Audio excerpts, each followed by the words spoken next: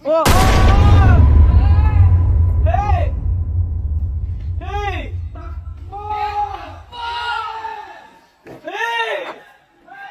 Hey!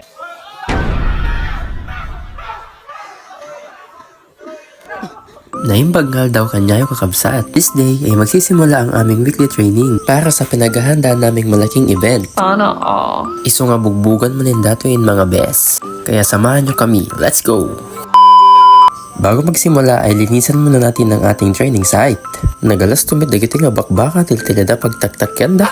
Aging gagagitara tatanay naka-video. Kaya sinimulan na naming mag-stretching. Tapnuan uning nga sumakit dati bagbagi Awan mon kapitan, anat kwek-wem.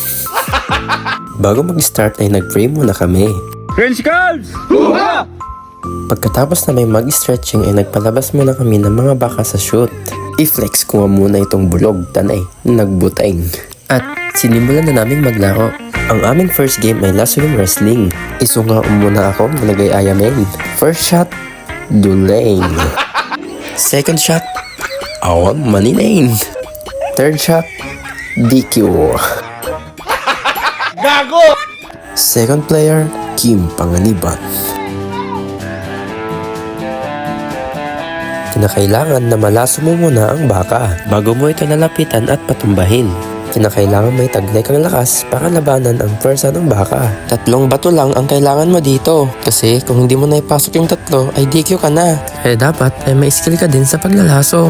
Pagpraktisan mong lasuin ang ulo ng chismosang kapitbahay nyo.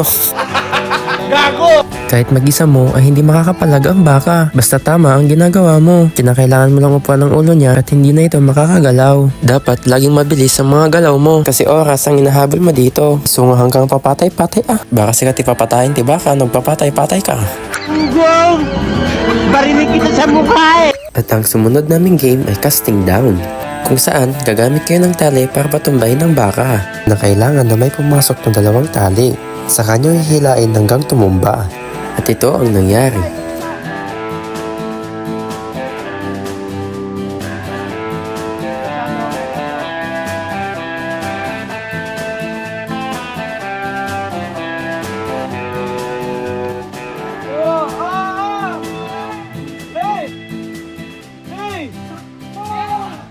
May mga time talaga na ganito ang nangyayari.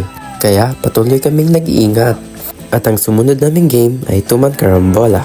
Kung saan 2 kayo ang magpapatumba. May teknik kung paano mapapatumba ang baka na kailangan mo lang i-twist ang ulo niya at kuso na itong tutumba. Kinakailangan mo lang ipindaw ng ulo niya para hindi ito sumipa. At ang pagtali ay may teknik din yan. Dapat itulak ng paa mo ang paa ng baka para pag in case na sumipa ay masasanggam mo ito at para hindi dumiretso sa mukha mo.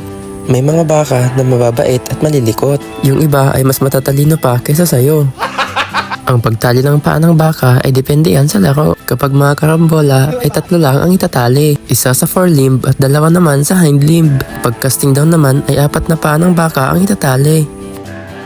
At ito naman ay may 2 team na maglalaban. Paunahan silang makatumba ng baka. Pero hindi natuloy kasi hinabol tayo ng baka. Kaya ito na lang nilagay ko. Kinakailangan kung may kalaban ka ay dapat madiskarte ka. Kinakailangan ng bilis upang mauna ka ang makakuha ng baka. Kung sinong unang makahawak ng leeg ay sa kanya ang baka. Kaya dapat lagi may presence of mind. Ang laro ito ay hindi basta-basta. Kinakailangan may proper training at knowledge ka. Kasi baka masuwag at mapakan ka lang ng baka. Kaya kinakailangan mo ng lakas at stamina upang makatagal at manalo ka. Dapat din maging aware ka sa paligid mo. Baka mamaya andyan ng baka papunta sa'yo. Isunuhan mo kahit timasangdo, agsipot-sipot ka apaw. Kaya nung natapos na kami ay sinibukan kong sumakay ng baka. Hanggang mo ng lakatag sakay ti baka. So ayan, dito ko natatapusin ang aking video. Isa na namang araw ang puno ng pagod pero masaya. At thank you kung hanggang dito ay umabot ka. At sana patuloy niyo akong subaybayan sa aking mga video. See you on the next vlog. Thank you for watching. Bye bye!